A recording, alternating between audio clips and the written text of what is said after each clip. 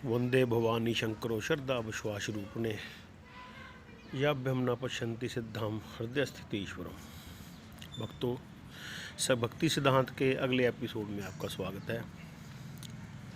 आज हम ये बात करना चाहते हैं कि अगर भक्ति ही सर्वोपरि है तो ये भक्ति फिर हो क्यों नहीं पाती, या जिसमें जो अगर भक्ति है तो फिर ये क्या पखंडवाद नहीं है क्या? मूर्ति पूजना, उसे पत्थर की मूर्ति में क्या है, या दूध चढ़ाने में शिवलिंग से क्या हो जाता है? तो बड़े सवाल हैं जो कि बड़े जस्टिफाइड भी लगते हैं और बड़ा उनका विरोधाभास है। इस बात में लगभग सभी लोग ही उलझ जाते हैं।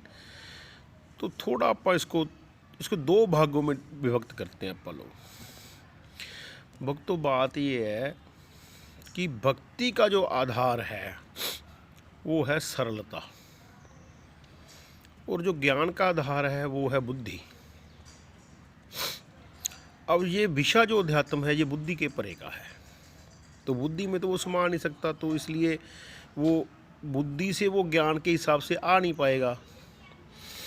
अब सरलता है नहीं, बुद्धि ज्ञान हो नहीं सकता, तो ये आदमी इस उलझन में, शशोपंज में ही उलझा रह जाता है। उसमें जो सिंपल सरल आदमी है उसको स्वाभाविक ही भक्ति हासिल हो जाती है और उसको काफ़ी कुछ समझ आ जाता है। तो जिसको बुद्धि वाला आदमी जो है मूर्ख मान के उसका तिरस्कार करता है तो वो उससे भी परे हो जाता है। ये एक स्वाभाविक प्रक्रिया है।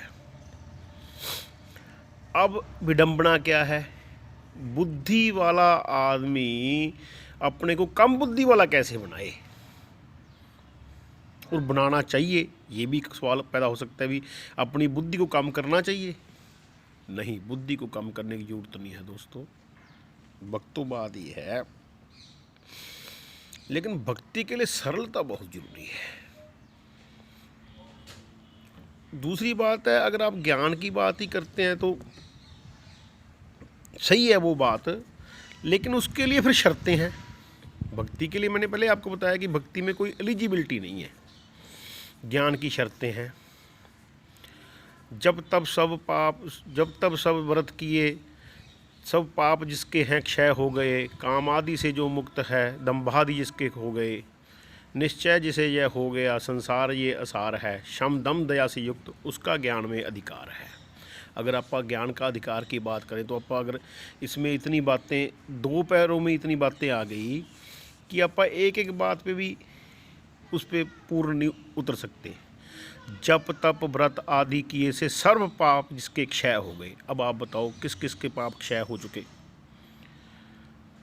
दम्भादि शम दम से दया से युक्त उसका ज्ञान में अधिकार है। शम दम किसके पास है? इंद्रियों का निग्रह, मन का निग्रह है। दम्भादि जिसके खो गए, जिसका दम्भ नहीं है। काम आदि से जो मुक्त है, कौन है जो काम से मुक्त है? तो जो आदमी ये समझता है कि ये दूध शिवलिंग पे चलाना वेस्टेज है जी, फलाना है, इसकी जो भाव रूप को अगर वेस्टेज और उसकी बात समझता है तो उसके तल पे उसको उतना फिर अपने जीवन को सरल और उतना भाव में बनाना होगा, फिर उसका ज्ञान में अधिकार है, फिर वो आ सकता है। इसलिए दोनों बातों का तालमेल कभी आदमी नहीं कर पाता।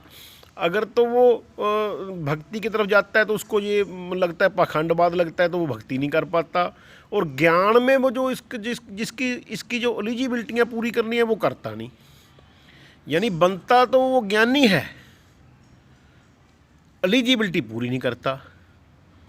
उसकी जो जिसकी शर्तें हैं जो उसकी ज्ञान की, वो पूरी नहीं करता, बनता वो ज्ञानी है।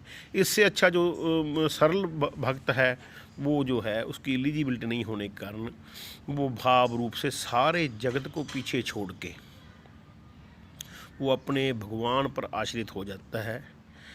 तो वो उसका जो है योगक्षेम भगवान स्वयं वहन करते हैं, ये एक निश्चित बात है। वो ये नहीं देखता भी ये पत्थर है, ये फलाना, उसको भगवान ही मान के, भगवान ही समझ के और भगवान ही जान के उसको सब पूजा अर्चना वो उसी प्रकार से करता है। उसको जगत से कुछ लेना देना नहीं है। ये एक ख़ास बात है। अब इसको अब क्या करें। अब अगर दूसरे शब्दों में समझें भैया, अब हमारे पास जो बुद्धि है तो बुद्धि को कहाँ फेंक दें, तो फिर करें क्या। उसके लिए भी एक तरीका है। अपने लोगों जैसे हम जैसे लोग हैं वो क्या करें फिर आखिर में, उसके लिए आप बात करें तो उसके लिए एक सरल तरीका है जो मैंने समझा है। तो जो भक्त हुए हैं, अच्छे सूरदास है, मीरा हैं, उनकी जब कथाएं सुनते हैं, नरसिंह भक्त है, तो उसकी कथाओं में जब आप उसमें खो जाते हैं तो अपना हृदय भी जो है द्रवित होना शुरू हो जाता है, सफाई होनी शुरू हो जाती है। जब सफाई होती है तो बाज़ार में भी बर्ताव अपना जो है उस प्रकार का बर्ताव होना लग जाता है। ये जो भक्ति है, जो कथाएं हैं, ये उसको अंदर तक सफाई शुरू कर देती हैं। तो जो अपना जीवन का जो अपनी दिनचर्या है या जो अपना स्वाभाविक कर्म है, वो अपना कर्म शुद्ध होना शुरू हो जाता है। आचरण जो है, अपना जो व्यवहार है, वो स्थूल रूप में बढ़िया होना शुरू हो जाता है। इसकी आपको मैं अलग से वीडियो में चर्चा किसी में करूँगा कि एक्चुअल में क्या है। जो 2-3 शरीर है, सूक्ष्म शरीर है, कारण शरीर है, जो एक स्थूल शरीर है, स्थूल शरीर से कर्म करते हैं, लेकिन उसके पीछे अपने कर्म हो चुके होते हैं जो कारण शरीर और सूक्ष्म शरीर में होते हैं। उसकी वजह से ये सारा कारण होता है तो ये ज्ञान की बात, इसलिए इस वीडियो में नहीं करेंगे। अब जैसे आप शबरी का एक उदाहरण लें।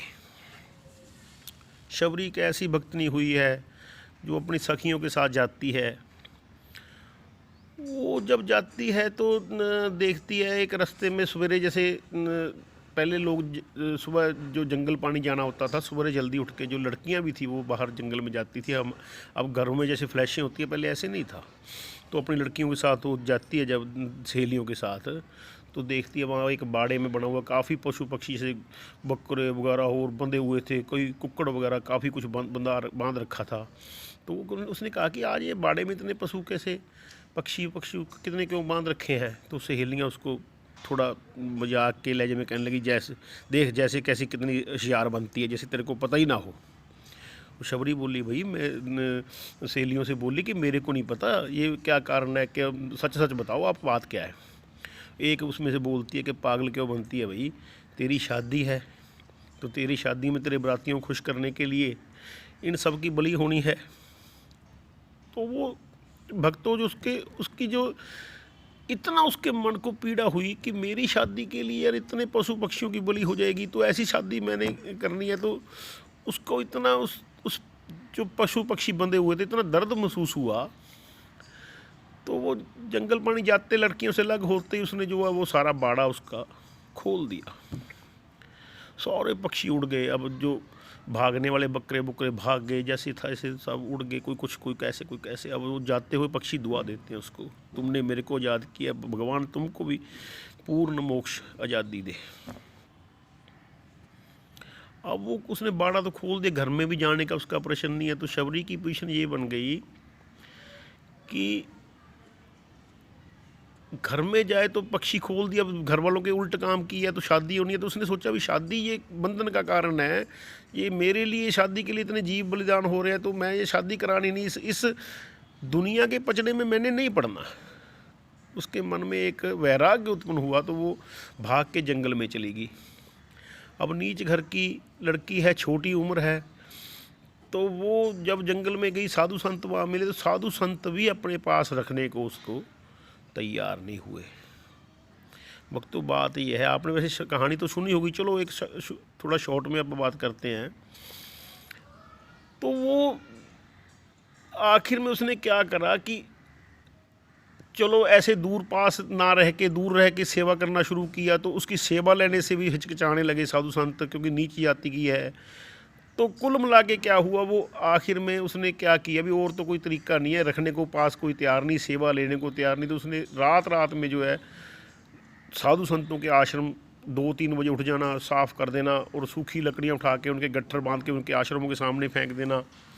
तो एक दिन उसने संतों ने देखा भी यार रोज़ ये कौन फेंक जाता है। उनके चेलों ने बताया ये ऐसे लकड़ियाँ फेंकी होती हैं। अब रोज़ तो पहले तो खुश हो गए वो चेले भी, यार अब काम करना नहीं पड़ता, लेकिन बाद में जब आखिर बताना ही पड़ा भी ऐसे रोज़ कोई फेंक जाता है, तो उन्होंने आखिर में संतों ने हुक्म दिया कि भाई पता करो कौन फेंक जाता है। तो बेचारी वो सामने आ गई, पकड़ी गई। जब निगाह रखी तो मतंग ऋषि ने जो है उसको पकड़ लिया। तो उससे पूछा क्या कारण है। उसने बताया कि महाराज पास मेरे को कोई रखता नहीं है, ऐसे करके घर से मैं भाग आई, तो पता किसी बात का है नहीं, कोई जानकारी नहीं है, कुछ करना नहीं आता, तो मेरे को यही लगा भी और किसी की सेवा क्या बन पाएगी, तो मैं यही सेवा कर रही हूँ। तो मतंग ऋषि की आंखें भर आई। वो कहते बेटी दुनिया में कोई रिश्ता कहीं पे ऐसा नहीं है, बाप और बेटी का रिश्ता जो इतना पवित्र है, तू मेरी बेटी है, कोई तेरे को बुला नहीं सकता, मैं यहाँ हूँ, तू बड़ी खुशी से यहाँ रह, कोई तेरे को पूछ नहीं सकता, कोई तेरे को कर नहीं सकता, तू आराम से यहाँ रह। अब उसको आश्रम मिल गया तो बड़ी खुश हुई, तो वहाँ रह के और बड़ी खुशी से सेवा कर। तो यानी कि उस लड़की ने जो 16-15 साल या 14 साल की लड़की थी, वो लगभग बूढ़ी होने के लेवल पे उसको मतंग ऋषि का हौसला था। ज़्यादा लंबी बात नहीं करते, सब आपको पता है, कभी फिर कहेंगे तो स्पेशली आप इसका बनाएंगे। लगभग 80 साल की उम्र में जो है भगवान राम, उसके विश्वास, उन्होंने मतंग ऋषि पे विश्वास था, वो कहते भगवान राम तेरे पास आएंगे। शबरी को उन्होंने, गुरु पे पूरा भरोसा था शबरी को। तो जो लड़की सारी की सारी उम्र बिना किसी कारण के जंगल में उन्होंने एक ही विश्वास पे बिता दी कि मेरे गुरु ने कहा है, मतंग ऋषि ने, भगवान राम आएंगे, तो हिसाब लगाओ वो जो शबरी है उसके पास सभी ऋषियों को छोड़ के भगवान राम उसके पास आ रहे हैं। ये है विश्वास और प्रेम, और ये है भक्ति। अब रोज़ाना वो जो शबरी है रोज़ाना रास्ता साफ़ करती है, मेरे भगवान राम आएंगे। अब उसको ये थोड़ी पता भी कौन से साल में आना है उन्होंने, वो तो रोज़ करती है, वो तो रोज़ अपने भगवान की राह साफ़ करती है, रोज़ बेर उठा उठा के मीठी मीठी ला के रखती है, रोज़ाना का काम है उसका साधु संतों की सेवा और भगवान की आगमन की। वो ये है भक्ति, इतना जो है इस लेवल का विश्वास। और भगवान राम आके खुद, जो पहले एक जो मुश्किल उदाहरण मिलते हैं उनमें से एक उदाहरण ये है भी, भगवान राम ने शबरी को उपदेश किया खुद अपने मुख से। और एक बात और बहुत बड़ी कही, नवदा भक्ति अपने शास्त्र में पूरी मशहूर है। 9 प्रकार की भक्ति है, पूजा अर्चन पाद सेवन, ऐसे करके कीर्तन भजन कीर्तन पाद सेवन, 9 प्रकार की भक्ति है। और भगवान राम कहते तेरे में 9 प्रकार की भक्ति मौजूद है, तो भक्तों की महारानी है, तो भक्तों की महारानी, ऐसा खुद भगवान राम बोले। जो सबके भक्ति की जो प्रकाष्ठ है, सरलता है, वो तो सरलता में सबसे ऊपर है। ये है भक्ति। तो शबरी की भक्ति ऐसे, जब भक्तों की जब कथा सुनते हैं, ऐसे और भक्तों की, अब जब नरसिंह मेहता है और भक्तों में मीराबाई है, जब उनके जीवन की कथाएं सुनते हैं, तो जो आपका मन है ना, वो उस लेवल पे जाके उस भाव को पकड़ता है, तो वहाँ पे द्रवित हो जाता है। तो उसमें परम शांति और परम जो सफाई होती है, तो जीवन में आपका आचरण विशुद्ध हो जाता है, जो भक्ति आपके जीवन में उतर आती है।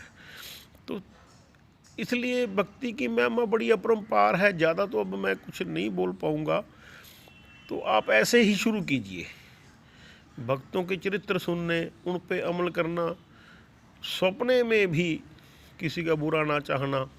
और एक बात मैं आपको थोड़ा और स्पष्ट कर दूं, जो बड़ी बाधा लगती है आमतौर पे भक्ति करने में, वो ये रहती है कि आप लोगों को बहुत से दुनिया के काम हैं। बेशक आप जो काम है कर लीजिए, पहले उनको निपटाइए। आप दिन में जो काम आपके दुनियादारी के हैं निपटा लीजिए, फिर ही भक्ति की तरफ ध्यान करना या सुनना, जो भक्तों की कथा सुननी है फिर ही सुनिए। नहीं तो जो अगर ऐसे बैठेंगे भी, वो काम आपने करना है, संकल्प आपके मन में है, और भक्ति कथा सुनने बैठेंगे तो आपको सुन नहीं पाएंगे, ना ही आपको समझ आएगी। इसलिए मैं आपको बेनती करता हूँ, अपनी ज़रूरतों को कम करिए। ज़रूरतें ज़्यादा नहीं है, ये आपने दिखावे में बढ़ा रखी हैं, आपने अपनी एक इमेज बना रखी है, उस इमेज को बचाने के लिए सारी आपकी ज़रूरतें लगी रहती हैं। नहीं तो आपकी, अगर आप 100 ज़रूरतें आप अभी आप मान रहे हैं ना, तो आपकी ज़रूरतें, जो जिसको सही ज़रूरत है शरीर की, वो तो 2-4 ही हैं। बाकी जो 95% जो ज़रूरत आपकी है ना, वो आपकी इमेज के दिखावे की हैं। असल जो जीवन के लिए ज़रूरत है, जिसको जीवन कहते हैं, उसके लिए ज़रूरत बहुत ही कम है। व्यर्थ की ज़रूरतों से मन को निकालिए। ये दुनिया किसी ने कभी नहीं जीती, और जीतने से भी कभी जीती नहीं जाती। ये बिल्कुल बात सत्य है, बेशक आप प्रैक्टिकल करके देख लें।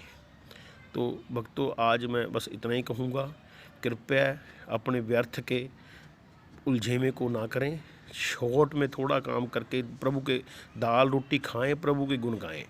और ये गुरु ग्रंथ साहब में भी कहा है, नाम जपो किरत करो वंड छको। थोड़ा अपना जो है करके शांति से भक्ति की तरफ आएँ, भगवान आपकी सभी अभिलाषाएं पूरी करेंगे। धन्यवाद। ओम तत्सत। सत्य सनातन धर्म की जय।